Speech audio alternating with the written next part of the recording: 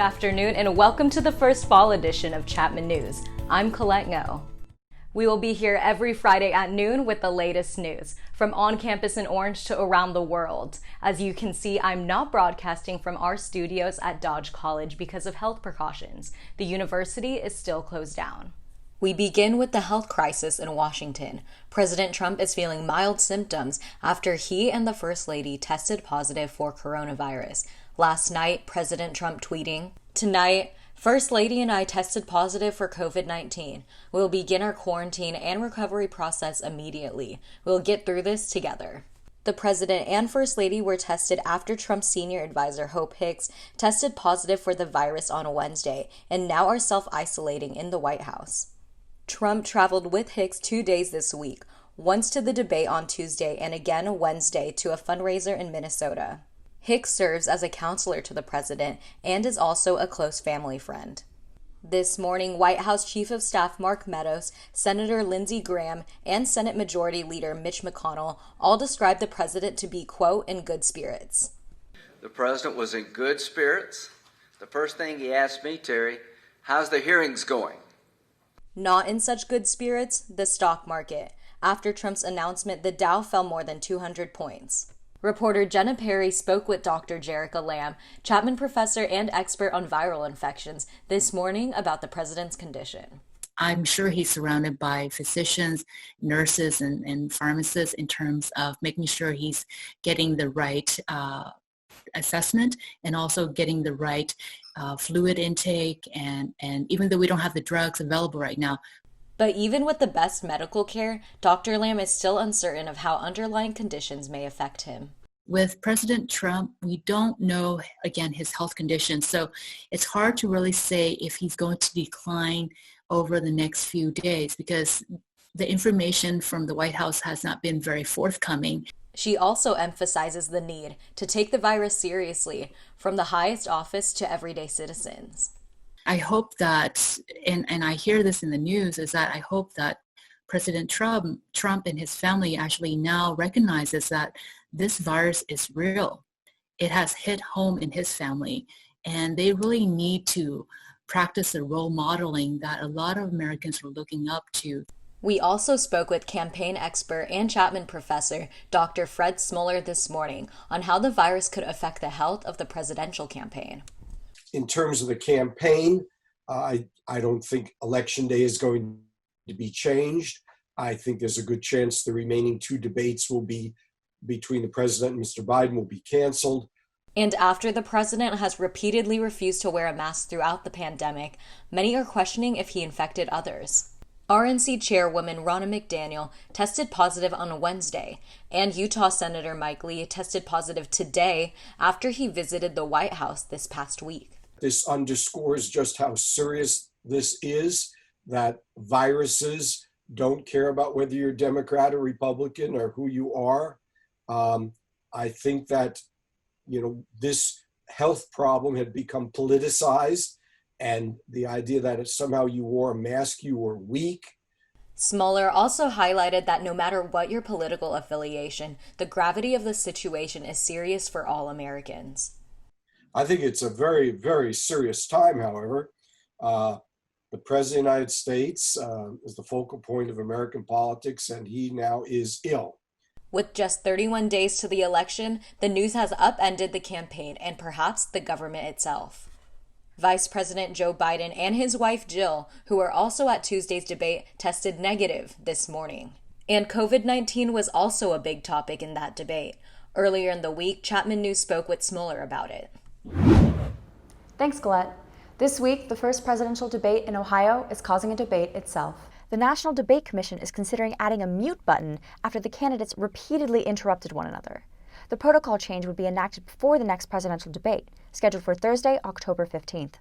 But the president doesn't want to change anything, tweeting, quote, "Why would I allow the debate commission to change the rules for the second and third debates when I easily won last time?" However, the polls disagree, with most of them putting Biden in the lead.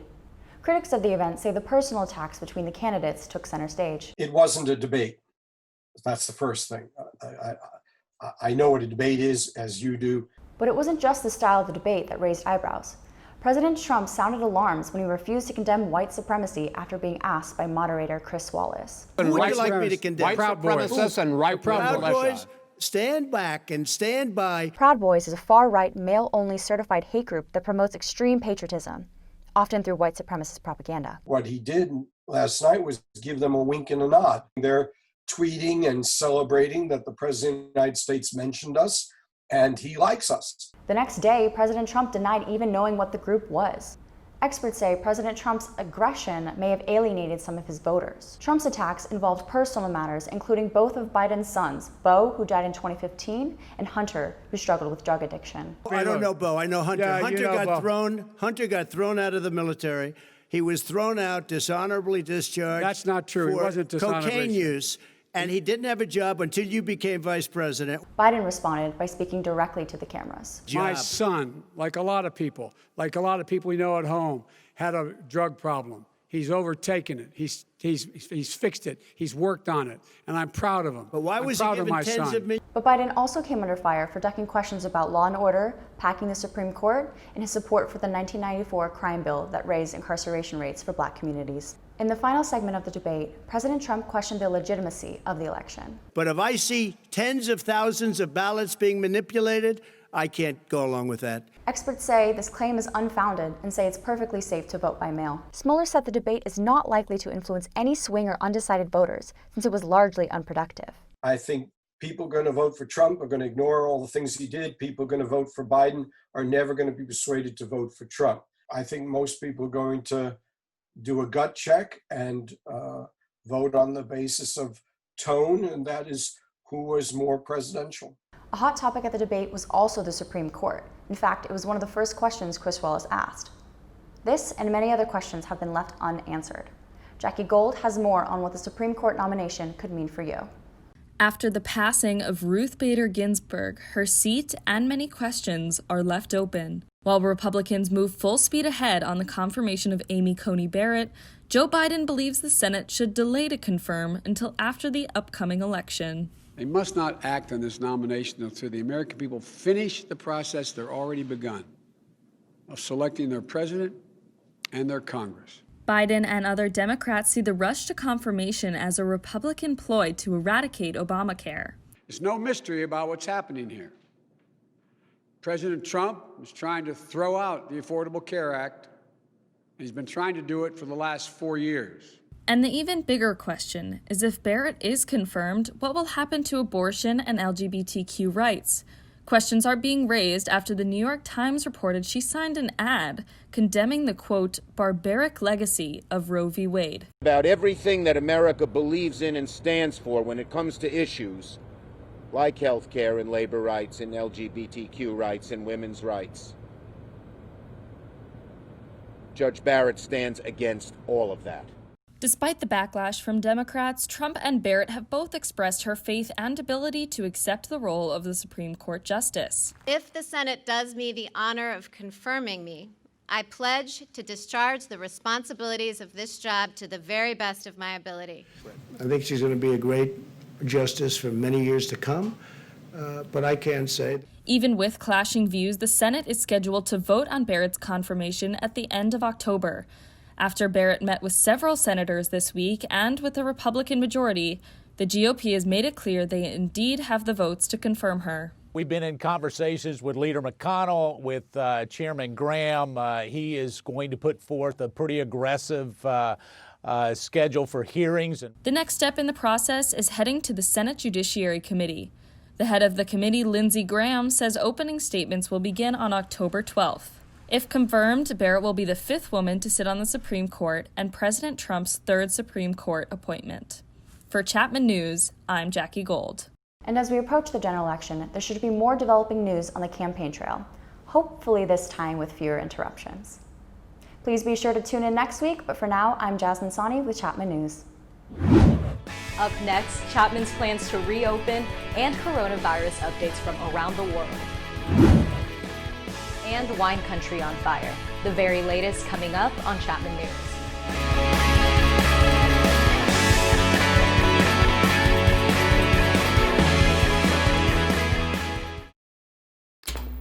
Sometimes we can do things that exclude others. You're still talking to your friend. It's complicated. I think he went back in. We gotta go get him.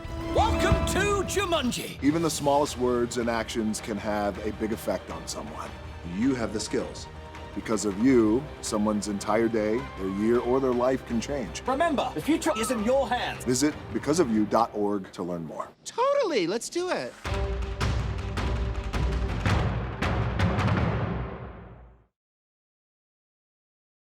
For those of you who have not been on campus since mid-March, it's very different, quiet, with few students around.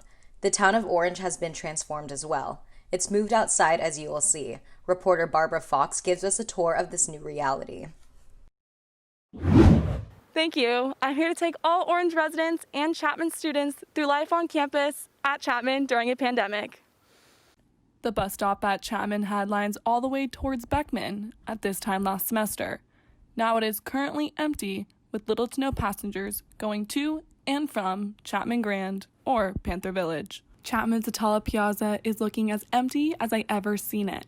Now, Chapman students can be found under the new white tents. First-year student Alexa tells me why she comes to campus to study remotely. I decided to come to Chapman and to be out here to be able to do my homework and meet new people and just have a similar experience like college as I can get. Another part of the Chapman experience is being able to play and attend football, soccer, and lacrosse games. But Chapman University has decided to close the field. New sanitation stations are located across campus for anyone to use while being at Chapman. Chapman is not alone when adapting to these changes.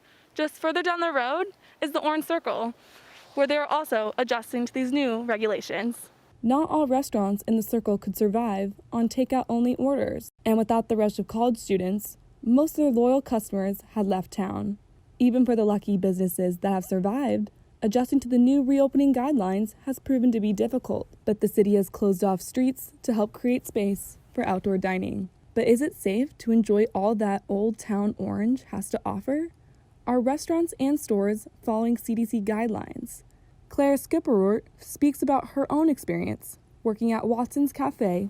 Workers have gotten a little lazy with it, so I think that that's another thing that should be reassessed. COVID-19 has not only affected restaurant staff, but retail too. Boutique owner Courtney Rose is fighting for unemployment to survive. I can't pay myself out of the store anymore because what comes into the store has to keep paying for the store. So my livelihood literally stands on unemployment right now. And all of this is taking an emotional toll. It's just a battle. It's just a constant battle of trying to survive on terms that aren't yours. While the community is adapting to the new normal, please remain respectful and abide by social distancing and the mask mandates. I'm Barbara Fox for Chapman News. Thanks, Barbara. Taking a look at the rest of the world, the coronavirus has claimed more than 1 million lives globally as of this week. According to Johns Hopkins University, almost half is from the US, Brazil, and India. These three countries are collectively nearing 20 million positive cases. Recently, we're seeing a resurgence of infections in Europe. In Spain, the government issued a partial lockdown in Madrid, only allowing residents to leave for essential trips. Madrid currently accounts for more than 1/3 of the total positive cases in Spain over the past 2 weeks. In the UK, cases and hospital admissions are on the rise, despite newer restrictions on social gatherings. The country is seeing its highest peak of cases since April, reporting over 7,000 cases on Wednesday alone. However, the UK continues to ramp up its testing capacity. The United States leads the world in coronavirus cases, with over 7.2 million and rising numbers in 31 states. To adapt, universities across the country have to make the tough decision whether to return to campus or remain online. Adriana Ferrari turns to Associate Pharmacy Professor Dr. Jerika Lamb about Chapman's reopening process. Chapman's See You Safely Back initiative aims to bring students back to campus as safely as possible. The new website tracks reported cases on and around campus in an effort to gradually reopen. Dean Jerry Price has also announced students will return to in-person classes as soon as October 5th. Dr. Jerika Lamb emphasizes the importance of transparency, at a very uncertain time. Well, I'm a big proponent of transparency of information and also as much information that we can communicate with the community and those involved under our care. And I think what Chapman has planned to do in early October, the weekly case reports, I think that is a great endeavor. The initiative requires students to complete a training, a Chapman-approved COVID test, and daily surveys to detect any symptoms of the virus. I think, in a way, we should all behave on an honor system, that we should be considerate of others. And if, for example, if I am symptomatic and I have symptoms that are very similar to a COVID-19 infection, such as loss of taste or loss of smell, cough, GI issues, then it would be best for me to stay home so that I am not risking my colleagues and students getting infected. Chapman's COVID-19 dashboard, which heavily relies on self-reporting, states that 2 students in university housing, 5 students near the Orange campus, and 1 student on the Rinker campus have tested positive. No staff or faculty members are currently infected. In order to have this good sense of citizenship, we need to protect one another by self-reporting and also making sure that we do take safety precautions when we are outside of campus. As campus begins to open and students look to physically return to campus, the COVID-19 dashboard will be increasingly important to monitor. We will be updating you weekly on these numbers. If you have any questions for Dr. Lamb, head to our Facebook page at Chapman News. I'm Adriana Ferrari. Back to you, Colette. The World Health Organization is now warning that we may very well hit the 2 million mark before a safely tested and effective vaccine gets rolled out by the middle of next year. This is very far from President Trump's debate promise of availability before Election Day. But we are seeing some promising updates. American biotech company Regeneron has announced that its antibody cocktail has shown reduced levels of the virus and improved symptoms in its early patients so far. As the pandemic continues to affect the way Chapman universities are taking classes in the fall, imagine having to learn remotely in a different time zone. Our international producer Melissa Cho reports on what college life is like for her and our students abroad. I wasn't planning on staying back home in Taipei for the fall semester, but when Chapman announced its decision to hold fully remote classes, there was no point in me flying back to Orange, California. If I were currently back in Pacific Standard Time, this is what my class schedule would look like. But since I'm 15 hours ahead, this is now my actual schedule. Waking up at odd hours in order to attend classes at 1 or 4 in the morning. This is just so bright. However, I'm not alone. Many international students or students living abroad are also struggling to adapt to this unusual night owl routine. I try to sleep as early as possible, but my body just cannot. So I've realized that I need to have a routine where I try to sleep as early as possible, but more importantly, I need to be super active in the daytime, so I just get worn out and I just pass out. Marissa is currently in Japan, and she says retaining information at early hours is one of the many hurdles that students like her have to overcome. My retention of the class that I just took is just so bad because I'm so tired. As reopening plans continue to evolve, those of us who are abroad will bear with this new normal for a few more months. And maybe we could all take spring semester classes in person, preferably in a more forgiving time zone. Reporting from Taipei at 4:30 in the morning, I am a very sleepy Melissa Cho for Chapman News. Voting in a pandemic can be confusing, but we're here to answer all your questions when we come back.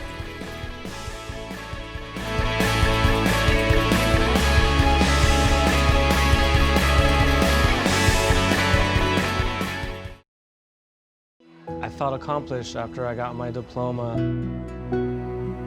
Made me feel that I could take on whatever challenges life throws at you. Find free adult education classes near you at finishyourdiploma.org. Wildfires continue to rage across the West Coast, making this one of the worst fire seasons in California's history. Since August, the fires have burned over 3.7 million acres in California, killing 30 people and destroying over 7,000 buildings and homes. Renewed fires in Napa Valley now threaten wine country, forcing tens of thousands of people to evacuate. Spencer Riley has an update on the fires and how it impacted those in the Orange County area. From Washington State all the way down to Southern California, wildfires continue to devastate the West Coast. For many in California, wildfires are expected this time of year. The state hasn't seen rain since last spring, and temperatures are reaching triple digits. However, this year's devastation is worse than in the past, partly due to climate change. This is a climate damn emergency. This is real. President Trump, on the other hand, blames poor forest management for fueling the fires. Scientists say climate change has been happening for decades. Over the years, the temperature is changing, the relative humidity is changing, the dryness is changing, so this is a long-term process. Chapman News correspondent Adriana Ferrari was in the Bay Area where the August complex fire continues to burn, scorching almost 900,000 acres, making it the largest in California's history. Right now, I'm standing on Skyline Boulevard located in Redwood City overlooking the South Bay Area. As you can see from behind me, the air is thick with smoke from two neighboring fires. The current air quality here is 224, which is classified as extremely unhealthy, and the visibility is a near 1 mile. Usually from where I'm standing, you'd be able to see all the way across the bay, yet you can hardly see anything behind me. More flames erupted in Northern California on Sunday, killing 3 people and forcing over 70,000 residents to evacuate parts of the Napa Valley and Bay Area. Close to the Chapman community in Southern California is the Bobcat fire in the Angeles National Forest. Residents of the Sierra Madre and Arcadia regions were forced to pack up their belongings and evacuate the area. It was a lot sadder than I thought it would be to pack. I don't know why I didn't think it would affect me, but as soon as I packed up my suitcase, I just looked at it and I'm like, damn, that might be it. Residents near the fires have to decide what they can and can't live without. And for the most part, it's not about material items. Just some memories and stuff that we know we would need and we would kind of feel empty without. The devastation from this fire season has greatly impacted residents throughout the West Coast, and many are now faced with rebuilding their homes and communities from the ash up. Reporting for Chapman News, I'm Spencer Riley. Thank you, Spencer. The fires are greatly impacting the air quality for residents up and down the coast. During the peak of the fires, Portland, Oregon had the worst air quality index in the world, reading between 300 and 500. On a regular day, the city has an air quality index of only 20. Now taking a closer look at the weather in Orange County and across the country, our weather correspondent Nicole Zedek. Nicole? Thank you, Colette. Let's see what the weather has in store for us this week. As you can see currently in Orange, it is 97 degrees, so it is a warm one out today, but it's also beautiful and sunny, and I'll show you later how it will be cooling down later in the week, so don't worry. But let's take a look at the national forecast. As you can see up in Seattle, Washington, it's 75, and similar temperatures down in the Bay Area at 74. If we go east towards Las Vegas, you'll see it's 99 degrees there, so much warmer. But it'll cool down as you keep going towards Denver, Colorado, and Austin, Texas, with 78 degrees and 83.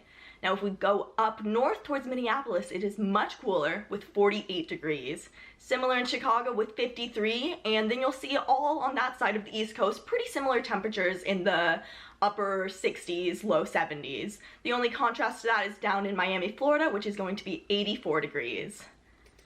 Now, if we look at our local forecast in Orange County, you'll see much warmer temperatures than the rest of the country. Up in Westminster, it is 90 degrees. As I said, here in Orange, it is 97. If you're looking to head to the beach this weekend, it will still be very warm in Newport and Laguna with 84 and 85, so make sure to bring an umbrella to block out the sun. In Irvine, it will be 90, Mission Viejo 95, and as we keep moving south towards San Clemente, it will cool down just a little bit with 85. Now let's look at our Orange 7-day forecast. As you can see, it will start cooling off after today throughout the weekend, so don't worry, the heat wave is going away. Saturday through Monday will be 91 with lows in 63, 64. Tuesday, it'll get even cooler with 88, low of 63. And Wednesday, 86, low of 61. Same with Thursday, and it will be even cooler at 82. But sunny all the time, so don't worry about that. That is your weekly look ahead at the weather. I hope you guys enjoyed the sunny weekend this week, especially if you're heading out to the beach. For those of you on the East Coast, make sure to bring a jacket and enjoy the cooler temperatures because it is very warm around here. That's all I have for you guys. With your Chapman and national sports updates, Erin Coogan has everything you need to know. Erin? Hi everyone, and welcome back to the best campus sports show. My name is Erin Coogan, and well, let's kick it off with the obvious. 2020 has proven to be the year of many firsts. Just this past spring, all students and athletes had to pack their bags early when COVID-19 forced the first nationwide shutdown back in March. Now, 7 months later, we're looking at a brand new reality as all fall sports at Chapman have been temporarily benched and no athletic competition will be taking place this season. But before I get too bummed out, let's talk about some of my favorite firsts you might have missed coming out of Chapman sports this past year. To start us off, I got the one and only Dylan Keith being named an All-American first-team selection by not only one, but 2 preseason polls. Senior pitcher Nick Garcia was drafted by the Pittsburgh Pirates organization, becoming the first athlete to be selected within the first 3 rounds of the MLB draft since the program went D3 in 1995. With the 79th pick of the 2020 MLB draft, the Pittsburgh Pirates select right-handed pitcher Nick Garcia from Chapman University. This young man was in a Power 5 program and not at Chapman. He's a first-round pick, and I agree completely. Track and field compiled their own set of firsts as multiple school records were broken in just a few months leading to the spring season's cancellation. And finally, we can't forget about the absolutely historic performance of senior softball star Michaela Foisey. This past year, Foisey became the first Chapman athlete to reach 100 career stolen bases and is one of only 3 active Division III athletes to break triple digits.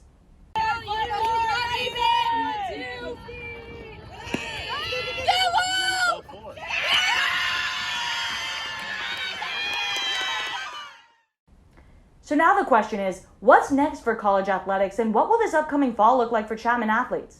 You know, obviously without undergraduate classes on campus, athletics is also not on campus.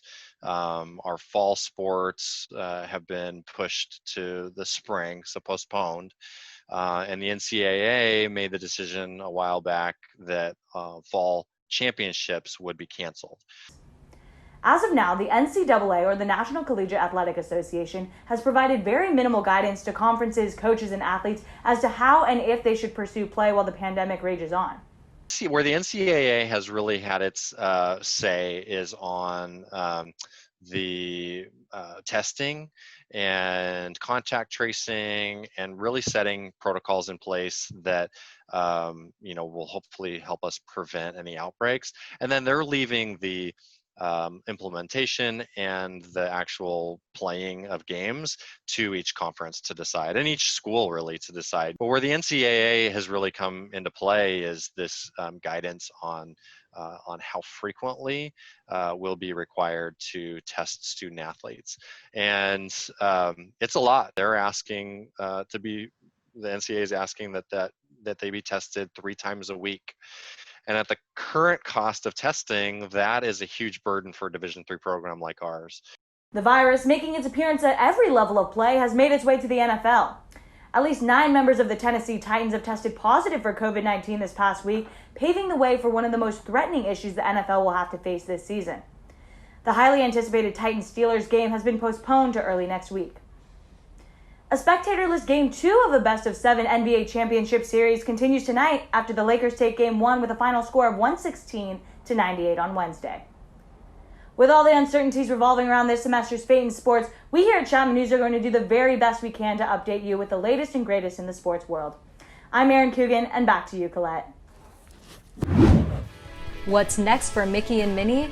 It's a whole new world after thousands of layoffs at Disney parks.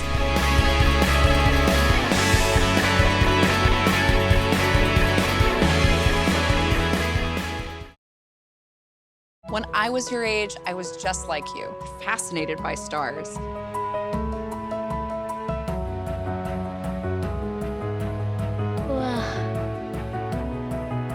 But now I get to search for life in the universe. And who knows? Maybe life is looking for us too. So we're like aliens to them? Yeah. Does anyone want to be a scientist now? I do. Awesome. We need more girls in STEM. Maybe we can find aliens. If you are just joining us, there's breaking news out of the White House this morning. The president and the first lady have tested positive for the coronavirus and are quarantining at the White House. Reports this morning describe the president in good spirits with only mild symptoms. At a time where movie theaters, productions, and theme parks have come to a close, what is happening in the world of entertainment? Maddie Fabricant has more. Hi everyone, I'm Maddie Fabricant, and welcome to our first entertainment segment of the semester. I'm here to bring you the latest and greatest in the world of entertainment. It's fall and normally we'd be seeing tons of news shows and movies, but nothing is exactly going normally this year. And not far from Chapman, employees at the happiest place on earth will be facing some very unhappy decisions in the upcoming weeks. Disney has laid off 28,000 theme park employees from both California and Florida parks this week.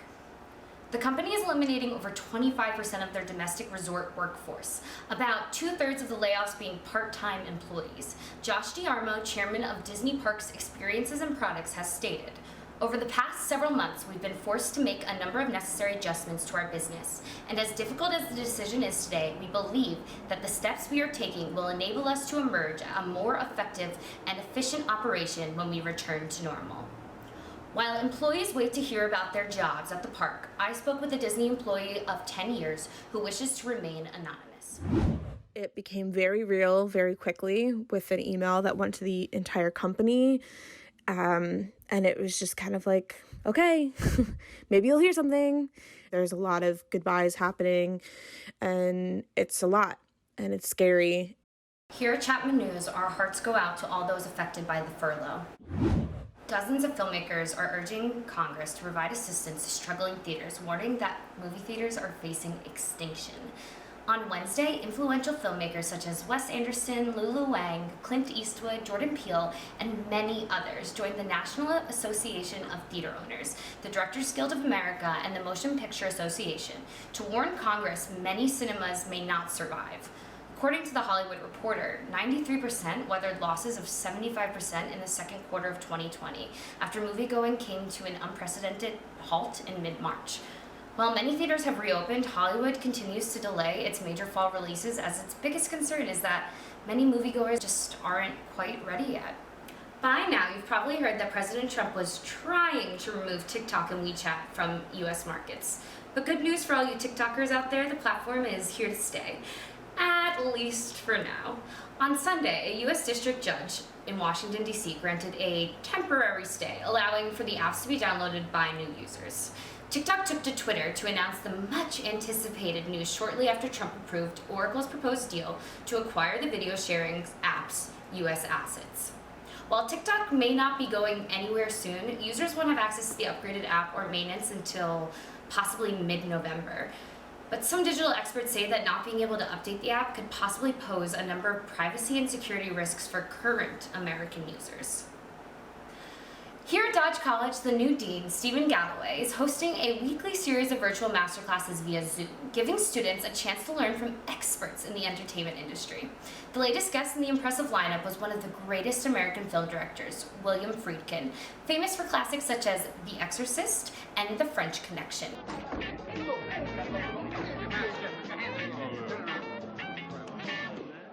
You'll want to tune into the masterclass next week as the president of CAA, the world's leading entertainment and sports agency, Richard Lovett, will be joining Monday, followed by Academy Award-winning editor for Argo, William Goldenberg, on Friday. That's your entertainment news for the week. Thank you so much for tuning in to our first broadcast of the semester. I'm Maddie Fabricant, and we'll see you all next week. Here at Chapman News, we want to help you make your voice heard. Lindsay Arabian has more on how to cast your vote in the 2020 election. Voting in a pandemic can be confusing. Chapman News is here to answer any questions you may have. The first step is to register. In California, you need to be a resident, a U.S. citizen, and 18 years old. You can register by mail or online at vote.gov by October 19th. If you are a registered voter in California, you will automatically be sent a vote-by-mail ballot. You can drop off your mail-in ballot at a polling place from October 30th to November 3rd, or in one of the 115 drop boxes scattered across Orange, beginning October 5th. The drop box closest to Chapman's campus is located at 407 East Chapman Avenue at the Orange Public Library. If you plan to vote in person, voting centers are open from Friday, October 30th to Tuesday, November 3rd, 8 a.m. to 8 p.m. You can find your polling place in your county's voter information guide that will be mailed to you starting in early October. If you're an out-of-state voter, visit vote.gov to find more information on your next steps. The election is only 4 weeks away, but we'll be back with another edition of Chapman News. I'm Colette Ngo. See you next week at noon.